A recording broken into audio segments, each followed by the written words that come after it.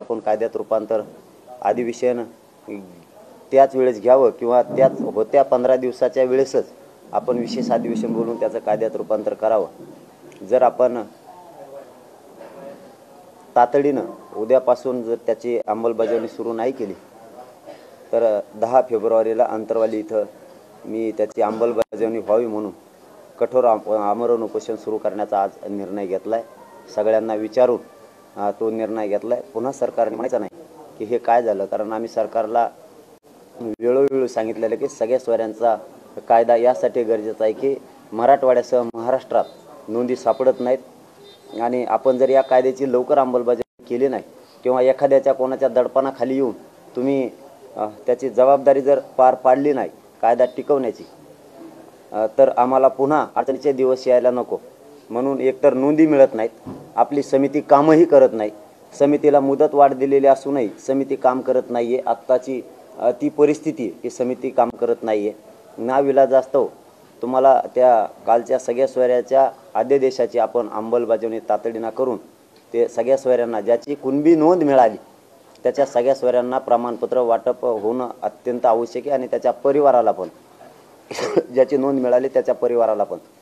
म्हणून आजच आपण 10 फेब्रुवारीचा निर्णय घेतलेला आहे की तुम्ही उद्यापासून अंमलबजावणी करा, नसता त्या कायद्याची अंमलबजावणी व्हावी आणि तो कायदा मराठा समाजासाठी स्वरूपीचा असावा यासाठी आमरण उपोषणाची आज आपण रायगडाच्या पायथ्याहूनच घोषणा करतोय।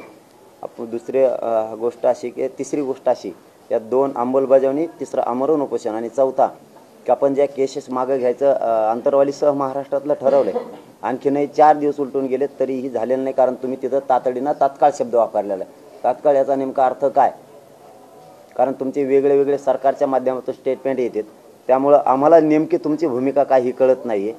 म्हणून त्याही तुम्ही 10 फेब्रुवारीच्या आत मागं घ्याव्यात सगळ्या, नसता आमरण उपोषण त्यासाठी सुरू राहणार आहे। चौथा मुद्दा आहे की हैदराबादचं जे गॅजेट आहे ते आणखीनही समितीनं 4 दिवस झाले तरी स्वीकारलेलं नाही। हैदराबादचं गॅजेट आपण स्वीकारू असं सांगितलेलं आहे, कारण मी आज जी माहिती घेतली दिवसभरात रायगड चढताना जिथं जिथं रेंज येईन तिथं तर ह्या गोष्टी झालेल्या नाहीत आणि प्रमाणपत्रसुद्धा जे सगळे सोयऱ्यांच्या बाबतचा कायद्याची तुम्ही मला सांगितलं होतं तिथं की त्याची प्रक्रिया लगेच सुरू होणार आहे। त्याची अर्ज दाखल झालेली असतानाही प्रक्रिया सुरू झालेली नाही। मी आत्तापर्यंत माहिती घेतलेली, आत्तापर्यंत म्हणजे 5:30 वाजेपर्यंत आत्ता त्याचे नुसते अर्ज स्वीकारलेत, त्याचं पुढं काही होत नाही। त्यामुळं चौथा मुद्दा सांगतोय की हैदराबादचं गॅजेट आपण हे आणखीन 1884चं स्वीकारलेलं नाही समितीनं, ते तातडीनं स्वीकारून त्याला शासकीय नोंदीचा दर्जा दिला पाहिजे। बॉम्बे गव्हर्नमेंटचं आपण गॅजेट स्वीकारलेलं नाही। 1884ची जनगणनाही आपण ती स्वीकारावी, कारण शिंदे समितीकडे देणं ते अत्यंत आवश्यक आहे। 1902चं गॅजेट किंवा जो दस्तऐवज आहे तोही आपण घ्यायला पाहिजे, तोही घेतला नाही। हे 4 मुद्दे महत्त्वाचे आहेत। ओबीसी आयोगाचा अहवाल जाणं गरजेचं आहे।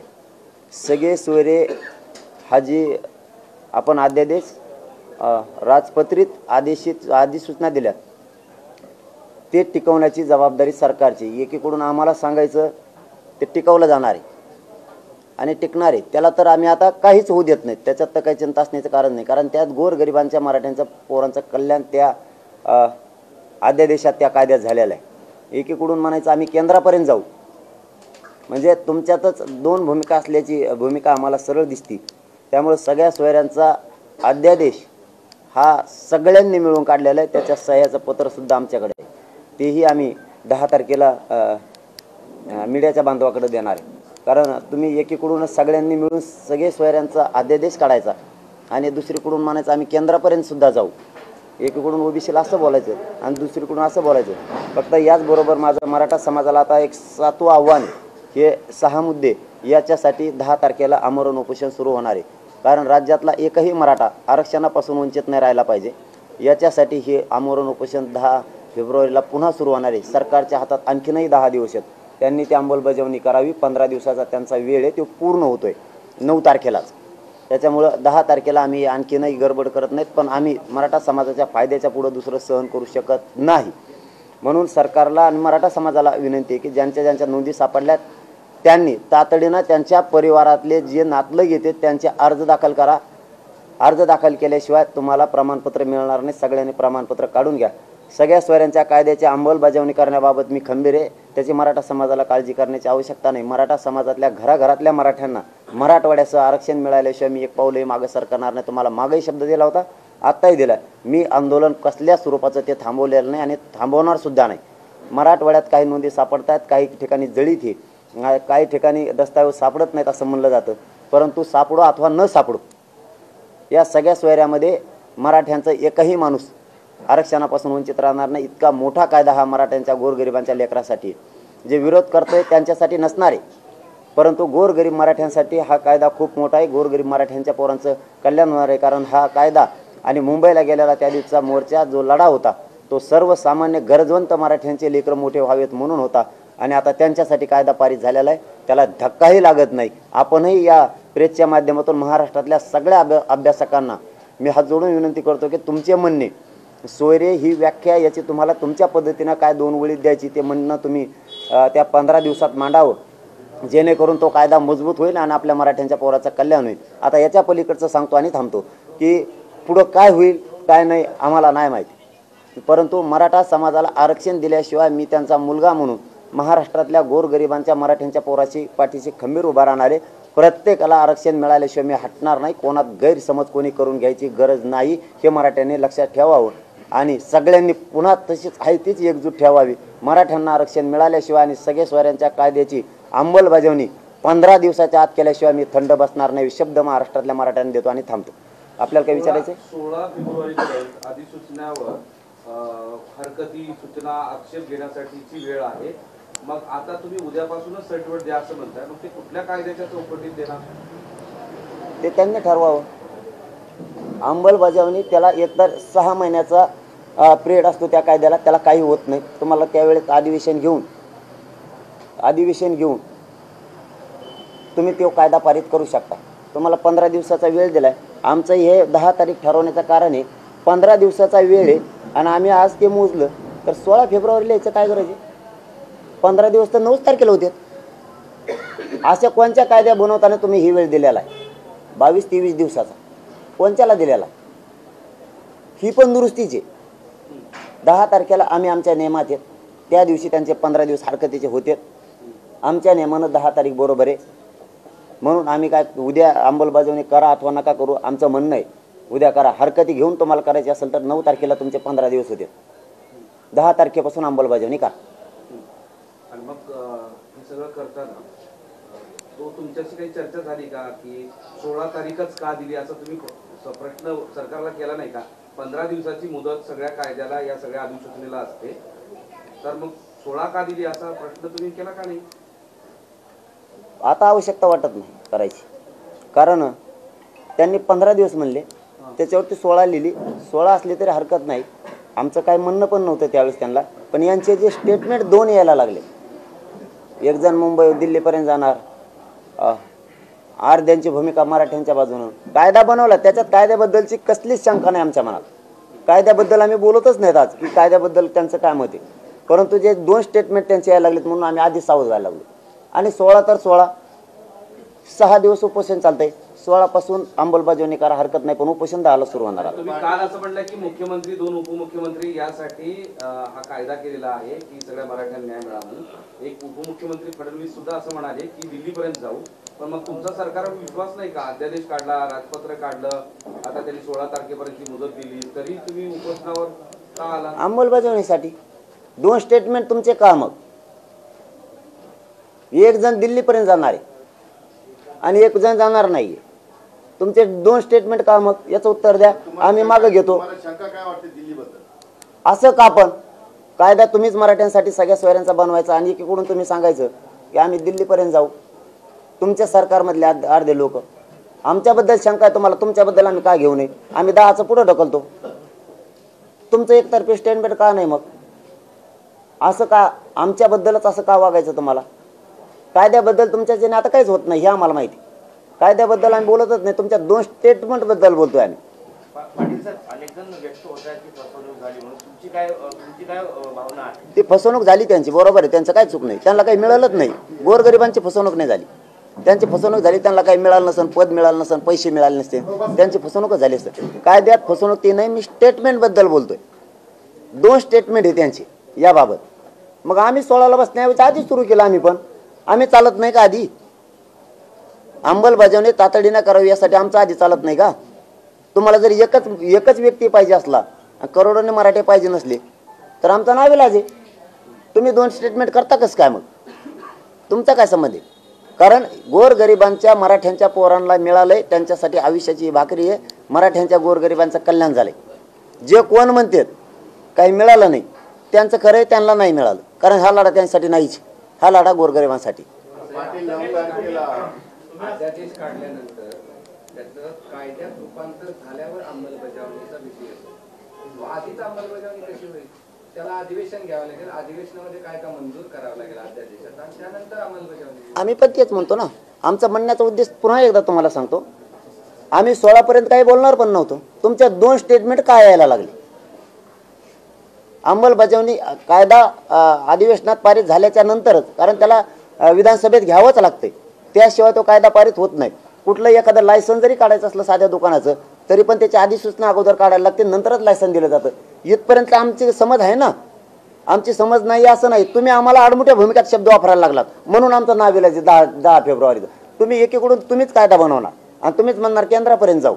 म्हणजे काय हेतू या 2 स्टेटमेंटचा? तेच सिद्ध करण्यासाठी 10 फेब्रुवारीला आमरण उपोषण सुरू होणार. स्टेटमेंट केले जात आहेत, 2 वेगवेगळे स्टेटमेंट का केले जातात असं तुम्हाला वाटतं? तेच 10 तारखेला 10 जानेवारीला आमरण उपोषण सुरू केल्यावर सिद्ध होईल. नाही, पण वाशीमध्ये जेव्हा सगळी चर्चा झाली, शिष्टमंडळ तुमची सगळ्यांची, त्यावेळेस हे सगळे मुद्दे तुम्ही मांडले नाहीत का? हो. मग त्यावेळेस काय म्हणले सरकार? कायदा खूप चाफून बनविलाय. 15 दिवस त्याच्यावरचे तज्ज्ञ झुंजत होते, याला काहीच होत नाही. आणि आमचेही तज्ज्ञांनी त्याच्यावरती 3 वाजेपर्यंत रात्रभर अभ्यास केलेला आहे. एका शब्दाचा किस पाडलेला आहे त्यांनी सुद्धा. आपण सुद्धा स्वतः साक्षीदार आहेत. जरी आज पत्रकार बंधू म्हणून तुम्ही असला, तरी प्रत्यक्षात तुम्ही सगळे तिथं बघायला होतात की किती भयानक ते आपल्या बी अभ्यासकांनी त्याच्यावर अभ्यास केला. त्या कायद्याबद्दल शंका नाही.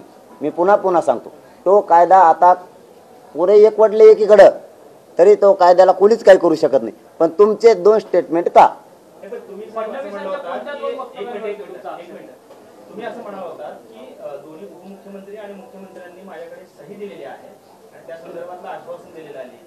मग आता देवेंद्र फडणवीस जे नाव घेऊनच बोलायचं झालं तर देवेंद्र फडणवीस म्हणतायत की ओबीसी आरक्षणाला कुठेही धक्का लागू देणार नाही, गरज पडली तर माझ्यातून होत नसेल तर मी वरिष्ठांकडे जाईल. म्हणजे सरकारमध्ये देखील आता या मुद्द्यावरून दुमत झालेलं पाहायला मिळते. दुमत झालेलं आहे का? सध्या तरी दिसतंय, पण क्लिअरच करायचं असेल तर 10 फेब्रुवारीला उपोषणाला बसल्यावर ते क्लिअर करतील. कारण हे बघा, आमचे लेकरं वाचवणं आमच्यासाठी गरजेचं आहे. आमरण उपोषण महत्त्वाचं नाही आहे, किंवा जीवाची कुठं बाजी लावणं फिजी लावणं हे महत्त्वाचं नाही आहे. समाजाच्या पोराचं हित कुठं हे आमच्यासाठी महत्त्वाचं आहे. त्याच्यासाठी आम्हाला शांततेचं हत्यार उपसणं गरजेचं आहे. त्यावर असं म्हणाले फडणवीस, असं म्हणाले की सरसकट काही दिलेलं नाही. म्हणूनच आमचं असं म्हणणं आहे आता की तुमचे 2 स्टेटमेंट येतात, त्याबद्दल आम्हाला सावध राहणं आहे. कायद्याबद्दल काही होत नाही. कायद्याबद्दलचा गैरसमज पसरण्याची कोणाला गरज नाही. मी मीडियाच्या माध्यमातून पुन्हा महाराष्ट्रातल्या मराठ्यांना सांगतो, जो सगळ्या सोयऱ्यांचा अध्यादेश झालाय त्याला कोणी काहीच करू शकत नाही. पण पाटील साहेब, तुम्ही जसं म्हणताय की फडणवीसांनी देखील त्याच्यावर सही केलेली आहे, मग फडणवीसांनी तुमची फसवणूक केली असं म्हणायचंय का तुम्हाला? नाही, सह्याचं आमच्याकडे आलेलं आहे. इतक्या गडबडीत आम्ही सह्याचं बघितलं नाही, पण लय मोठ्या सह्या आहेत त्याच्यावर. काय माहित, आता सगळं चेक करतो मी. त्यांनी स्टेटमेंट करतायत आणि कोणते स्टेटमेंट चालू आहे त्यांच्यावर जास्त ऑब्जेक्शन आहे. हे बघा, फडणवीस साहेब काय म्हणले तुम्हीच सांगितलं ना मला. नावात काय त्याच्यात काय ते झिमे दुश्मनी का गोळ्या घालणार आहे का आम्ही एकामेकाला? त्यांनी म्हणलेत की आम्ही काही झालं तर आम्ही केंद्रापर्यंत जाऊ. म्हणजे एकीकडून आम्हाला तुमचा माणूस तुमच्या सह्याचं पत्र देतोय, त्याच्यावर सही आहे का नाही मी आणखीन कोणाकोणाचं बघितलं नाही, पण लय मोठ्यात मी बघतो त्याच्यावरती. आणि तुम्ही दुसऱ्याच दिवशी उगवून द्यायचा 2रा दिवस आणि तुम्ही म्हणत मी केंद्रापर्यंत जाईन. म्हणजे काय? मराठ्यांची गरज नाही तुम्हाला. एकाच ऐकून तुम्हाला मराठ्यांचं वाटोळं करायचं आहे. आणि ह्या कायद्याला महाराष्ट्रातल्या मराठ्यांना पुन्हा सांगतो, गैरसमज नको. कायद्याला कोणाच्याच याने काहीच होत नाही. फक्त 2 स्टेटमेंटबद्दल हे वळणावर नीट आणण्यासाठी ही 10 तारखेची घोषणा करावी लागते मला, आणि मी केली. आता मी मागे सरकत ओबीसी नेत्याला सरकार घाबरतंय अशी भीती तुम्हाला वाटते का? त्यांची त्यांना माहिती घाबरेल काय, गळ्यात ताट टाकून हिंड आणि त्याच्या आम्हाला काय करायचं? घाबरू नाही तर तिकडे त्याच्या संग बाजाराला जाय म्हणा, आम्हाला काय देणं घेणं नाही त्याचं. भीती कशाची वाटते? 2 स्टेटमेंट का? फक्त त्या स्टेटमेंटमुळे 2 स्टेटमेंट का? एकीकडून एकाला द्यायचं आणि एकानं असं करायचं. पुन्हा मग मी त्या दिवशी सांगितलं होतं, गुलालाचा अपमान होऊ द्यायचा नाही, तुम्हाला जड जाईल. हा अध्यादेश काढताना कॅबिनेटला विश्वासात घेतलं गेलं नाही, मुख्यमंत्र्यांनी विश्वासात घेतलेलं नाही भुजबळ म्हणतात. त्याला काय माहिती, हिंडत इकडे तिकडे घेतलं नाही, याला विश्वासात घेतलं नाही, त्याला घ्यायचं. तू विश्वासात घेतलाय की जाई का? आमचं कायदा करताना तुम्ही शब्दाचा किस पाडला असं म्हणता, खालच्या सह्यांचा किस पाडायला राहिला का म्हणताय? सह्यात बघितलं नाही, मला दिल्या महा डोकं जास्त व्याख्यावर होतं आणि आमच्या अभ्यासकाचा पास सह्यात काहीच गुतलं नव्हतं आमचं त्या दिवशी. त्यांनी सांगितलं ह्या सह्यात वा याच्यावर थांबता का, म्हणलं तिकडे फेकून दित्या, सह्यावर नसतो थांबत आम्ही. तुम्हाला राजपत्रित त्याचा तो जो वाद्यादेश तो काढायला लागणार आहे. आम्हाला कायदा पाहिजे, कायद्याशिवाय आम्ही मराठी मागं जाणार नाही, त्यासाठी आलो. आणि मराठ्यांनी कायदा घेतला त्याच वेळेस मागं गेले. याची अंमलबजावणी सुद्धा होणार आहे, त्यात गैरसमज नाही. फक्त 2 स्टेटमेंट का आणि अंमलबजावणी तातडीने करावी यासाठी. कारण अंमलबजावणी जर तातडीने झाली तर आमच्या लोकांना सगळ्या सोयऱ्यांना प्रमाणपत्र काढायला अडचण येणार नाही. 16 तारखेचा किस नाही पडला का? मग 16 तारखेचा काय 16 तारखेचं कुणाच्या लक्षात नाही का? आहे ना? मग ते 16 तारीख का दिली, का त्यावेळेस नाही झालं? नाही, काय गरज नाही ना, त्याची पाडायचीच नाही. 2 स्टेटमेंटचा बद्दलचा विषय ती पाडायचाच नाही आम्हाला. 16 तारीख का दिली? याचा अर्थ काय लावाल द्यायचा? जर दगड आरक्षणाचा निर्णय घेतलेला नाही असं देवेंद्र फडणवीस म्हणतात, त्याचा अर्थ तुम्ही काय लावताय? सर सकटच आहे. त्यांनी अर्थ लावत काय करत आम्ही ते काय म्हणू द्या ना, ते काय म्हणू द्या. पाटील ह्याच्यामध्ये असं होतंय का की मुख्यमंत्र्यांना ह्या सगळ्याचं श्रेय गेलेलं आहे आणि याबाबत विरोधी पक्षाच्या नेत्यांनी देखील हे मान्य केलेलं होतं. अगदी प्रकाश आंबेडकर देखील म्हणाले की मुख्यमंत्र्यांना हे हिरो ठरलेले आहेत आणि बाकीचे नेते हिरो ठरलेले आहेत. भाजपला मोठा फटका आहे आणि म्हणून आता भाजप पुन्हा एकदा हा डाव आखतंय का किंवा ह्या पद्धतीची चर्चा घडवून आणतंय का? नाही, मग लय अवघड होईल. त्याचं डावून फावं टाकले ना, मग लय अवघड होईल. आमचं म्हणणं आहे त्यांनी श्रेय घ्या बस का. पाटील साहेब मुख्यमंत्री म्हणतात की दिल्लीकडे जात असतील तर ती आपली भूमिका काय आहे? त्यांचं जाऊ दे ना, कुठं जायचं त्यांना. त्यांची भूमिका कुठपर्यंत बी गेली, ह्या कायद्याला काहीच होत नाही. हे फायनल आहे, कारण याच्यावरती मोठमोठे घटना तज्ज्ञ बोलले या कायद्यावरती, याला काहीच होत नाही. पण आम्ही सज्जत ना. हे बघा, शेवटी लोकशाहीचं हत्यार काय असतं, तुम्ही जर सत्तेची तुमच्या अंगात रग असली तर त्याला पर्याय एकच आहे, जनमताचा रेटा. जनता आम्ही सावध आहेत, आम्हाला लोकशाहीने अधिकार दिला, आम्ही आंदोलनातून मिळविणार, पण याला धक्काही लागू देणार नाहीत. अंमलबजावणी करण्यासाठीच हे संघर्ष आहे, 2 स्टेटमेंटसाठी, कायद्यासाठी नाही. कायदा फायनल झाला. शिंदे समितीवर पूर्वी तुम्ही फार खुश होता, आता काय झालं? शिंदे समिती काम करत नाही असं थेट शिंदे समितीला सांगितलेलं असतानाही शिंदे समिती मराठवाड्यात कामच करत नाहीये. आत्ता हे आमचं आंदोलन सुरू झाल्यापासून कामच करत नाहीये. मराठवाड्यात नोंदीच सापडत नाहीत. मराठवाड्याचे लोक नोंदी काहीकडे असताना पुरावे सुद्धा वाचत नाहीये. ते कित्येक तरी वेळेस आम्हाला विभागीय आयुक्ताला फोन करायला सांगायला लागतं की अमुक याचा दस्तऐवजी तुम्ही बघता का. मग त्यांनी त्या तहसीलदारला सांगायचं. इथपर्यंत खालचे जर ऐकत नसले तर विभागीय आयुक्ताला सांगायला लागतं. विभागीय आयुक्त लक्ष घालते आणि मग ते म्हणते ते घे आणि दुसऱ्या दिवशी प्रमाणपत्र मिळते. अगोदर तो दीड महिना पळाला. हे साक्षात पिंपरीचंच परवाचं उदाहरण आहे. तिथल्या माणसाचं एका माणसाचं मला नावात आठवणा, पण आरसूळ नाव आहे त्यांचं, तो काजी बहुतेक आरसूळे. त्यांचं कुणबी नोंद सापडलेली, कुणबी नावासह स्पष्ट नाव देत नाहीत. विभागीय आयुक्त साहेबांना सांगितलं, त्यांनी सांगितलं, मग त्या तहसीलदारला फोन करून आता कसे मिळायला लागले. म्हणजे ही काय सिस्टम चालली. गाव लेवलवर तुम्ही समित्या नेमल्यात, त्या कशासाठी नेमल्यात, त्याही काम करत नाहीत. मग त्या नेमल्या कशाला, आम्हाला अशा लावायला. आणखीन कित्येक तरी ग्रामपंचायत असे आहेत की 54 लाख नोंदी ज्या सापडल्यात त्याचा कागद तुम्हाला ते तिथं लावणं गरजेचं आहे. कित्येक तरी ग्रामपंचायती तिथं नाही. कित्येक तरी गावात आणखी शिबिरं झाली नाही. तुम्ही शिबिरं कशाला नेमले. शिबिरं कशासाठी घ्यायला लागलात की लोकात प्रबोधन व्हावं, अर्ज कसा केला पाहिजे, काय केला पाहिजे. तुम्ही सांगा ते म्हणते दौंड्या दिल्या, त्या दौंडीवाल्याला मिळत लागा ना, काय म्हणावं. ते फक्त म्हणते ग्रामपंचायत पुढे जमा हो एवढं करते. ते काय अर्ज समजून सांगितलं का भरायचं.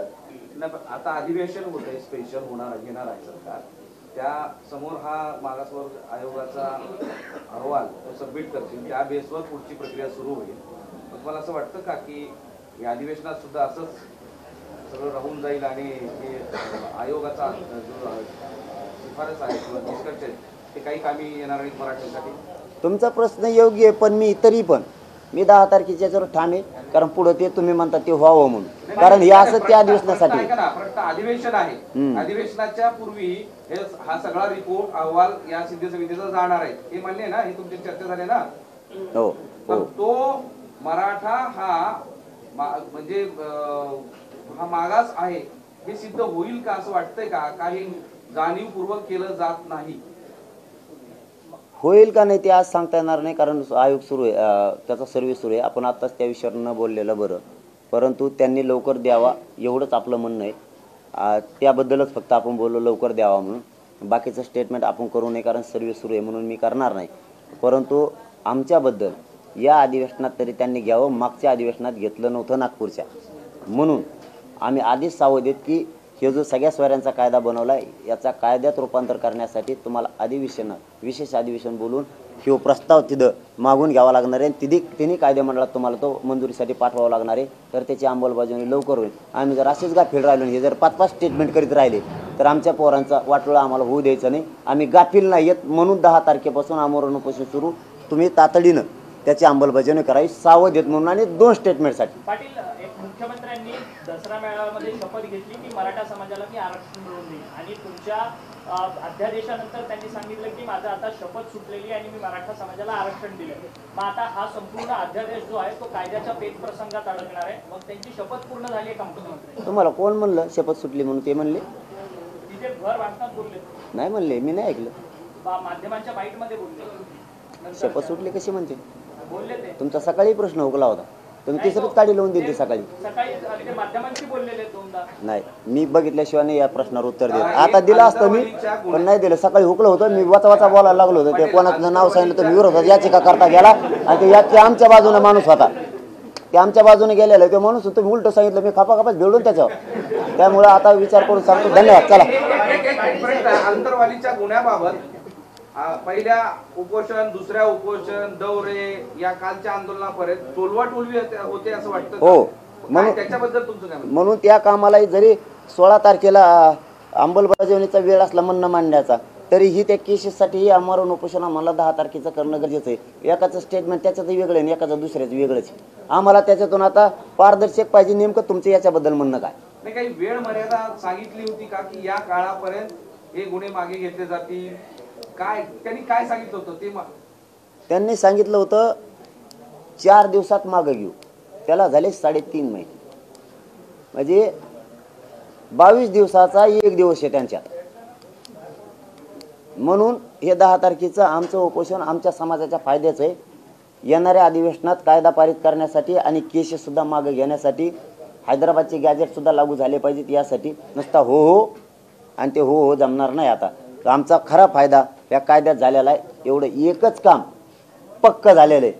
पण मला सांगा, 1884 आणि 1904चा जो गॅजेट आहे आणि तुम्ही म्हणताय बॉम्बे गॅजेट, त्याच्यासाठी काही कालमर्यादा सांगितली का एवढ्या वेळापर्यंत त्याचं हे करून काहीतरी तुम्हाला? 2 दिवसात घेऊ म्हणले ते काय 2 दिवसात घेऊ? ते काय साधा विषय असं म्हणते ते सरळ. ते काय 2 दिवसात ते सोडा. हो, मराठा आंदोलनामुळे ओबीसी आणि मराठा असा महाराष्ट्रात वाद निर्माण होतो, याबद्दल काय म्हणणं? आम्हीच ओबीसी वाद कोणा संग करता?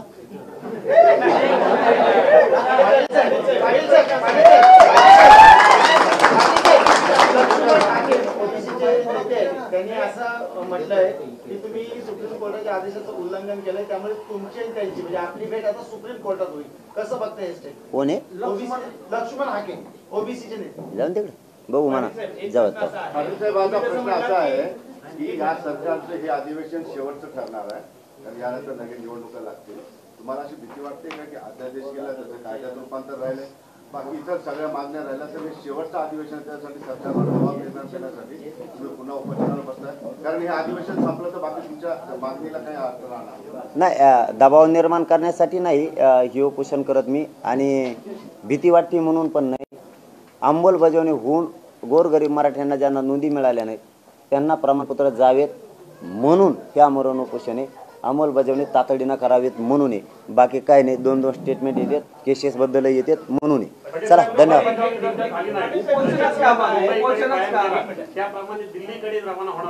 नाही इतका लांब काय जायचं? कारण ह्यो महाराष्ट्र राज्याच्या अधिकारातला ओबीसी आरक्षणातला विषय, त्यामुळे केंद्राच्या अधिकारातला हा विषयच नाही, तिकडे जाऊन काहीच उपयोग होणार नाही. तर मग मला सांगा, 7 तारखेला काही बैठक वगैरे ठरली आहे का? 7 तारखेला काही बैठक वगैरे ठरली आहे का? नाही नाही काहीच नाही हो, नाही 7ला नाही, पण 10ला आमची पण नाही अभ्यासकांची अंतरवालीतच. पाटील साहेब, तुम्ही असं म्हणताय की 2 प्रकरणामध्ये आता फसवणूक झाल्याचं पाहायला मिळते. एक म्हणजे उपमुख्यमंत्री देवेंद्र फडणवीस वेगळं बोलतात, मुख्यमंत्र्यांनी गुलाल लावला आणि तो गुलालाचा अपमान करू नका, म्हणजे ही एक फसवणूक वाटते. आणि दुसरी म्हणजे गुन्हे मागे घेण्याबाबतचे तुम्ही देखील ते बोललात की 3.5 महिन्यापूर्वी तरी शब्द दिला होता, आणि आता पुन्हा फडक वेगळं बोलतायत की जे जाळपोळ झाले, कुणाला इजा पोचवली तर ते गुन्हे मागे घेतले. म्हणजे सरकारने वेगवेगळ्या पद्धतीने एकीकडून गोड बोलायचं, एकीकडून वाकडं बोलायचं, असं काही करून तुमची फसवणूक केली असं अशी भावना तुमच्या मनात आहे का? ते मोडी लिपेसारखंच वाकडं बोलत आहेत, त्यामुळे ते 10 तारखेला कार्यक्रम आहे. पण मी खरं सांगतो, मी आमच्या इकडच्या बांधवांना माहिती आहे, मी खोटं नाही बोलत, पण रायगडाच्या पायथ्यात सांगतो, देवेंद्र फडणवीस साहेबांवरती आत्ताही विश्वास आहे आमचा. फक्त ते 2 स्टेटमेंट एकाएकीच कमी करतात, मग ते मिळ लागत नाही आम्हाला, एकाएकीच करतात ते, नाही तर त्यांच्यावरती सुद्धा विश्वास, पण ते एकाएकी त्यांना काय होतंय काय माहिती. त्यांचा मोर्चा बघितला की लगेच बदले, तर आमचा बघितला की बदले, असं काही का करू, मोर्चा कोवर सुरू ठेव का मग असंच लफडं. पण मग आता तुम्ही ह्या जे काही 10 तारखेपासून आंदोलन सुरू करताय, हे शेवटचं किंवा अंतिम टोकाचं असेल? हा, हे शेवटचं आता हे शेवटचं अंमलबजावणी त्या कायद्याची करण्यासाठी, कायदा बनलाय त्याचं कायद्यात रूपांतर करण्यासाठी हे शेवटचं उपोषण आहे. आणि या सगळ्या मागण्यासाठी एकदाच तुकडा आला. नाही 2 उपोषणानंतर तुम्ही मुंबईकडे गेला, तसं उपोषणाऐवजी दुसरा काही आंदोलनाचा मार्ग नाही का स्वीकार? काय गरज नाही, मराठी काय चीज आहे, सबके ध्यान में आया भाई आप. आता डबल बंबई को जाने की जरूरत नहीं. हे उपोषण आता मागच्या आंदोलनाच्या वेळेस असं म्हणाले होते की तुम्ही उपोषण अंतरवालीमध्ये करणार आणि प्रत्येकाला गावागावामध्ये उपोषण करायला सांगितलं होतं किंवा आंदोलन करायला सांगितलं होतं, गावबंदी करायला सांगितलं वगैरे वगैरे वगैरे. तोच सिद्धांत, तेच नियम आता या उपोषणावर सुरू असतील का फक्त तुम्ही त्याच्याबद्दल? यावेळेस आंदोलनाचे 5 टप्पे असणार, ते तर आताच नाही सांगणार मी, 9 तारखेच्या 8 तारखेच्या प्रेसमध्ये सांगणार, पण टप्पे 7 असणार आहे. 7ही टप्पे सरकारला घेणारच असणार. तुमच्या आंदोलनात टप्प्याला फार महत्व असतं. हो, कारण मी या आंदोलनात सुद्धा टप्पे टाकले होते. कोण गळाले की लगेच माघारी, घरी गेले की दुसरी तिथे येऊन बसणार. तुमचा कसा नोकर वर्ग येऊन बसतो तसे, सकाळी एक संध्याकाळी एक. आम्ही जे असे टप्पे पाडले, तुम्ही 4 बाजून घेरलात आणि 10 बाजून घेणार होते, आणि तेच सरकारनं ओळखलं. आणि गोरगरीब मराठ्यांचे लाखानं कोटीनं पोरं मुंबईत गेले आणि सरकारनं तो कायदा पोरांच्या हातात दिला. म्हणजे मराठ्यांच्या गोरगरिबांसाठी हा कायदा प्रचंड मोठा आहे आणि महत्त्वाचा आहे भविष्याचा. याची अंमलबजावणी करणं गरजेचं आहे. अंमलबजावणीसाठी हे आमरण उपोषण आहे 10 जानेवारी. रायगडावर शिवाजी महाराजांना भेटण्यासाठी वर गेले, पुन्हा पायी चालत आले हनुमाने. म्हणजे तुम्ही गेल्या 5 महिन्यापासून आंदोलन करताय का? महाराजांनी संदेश दिला तुम्हाला? नाही, काय मला माहीत नाही, परंतु डबल महाराजांची भेट माझी होईल नाही मला माहीत नाही. परंतु आणि समाजाची त्या मागण्या पदरात टाकायच्या, समाजाची अंमलबजावणी, बस एवढंच करायचं. धन्यवाद.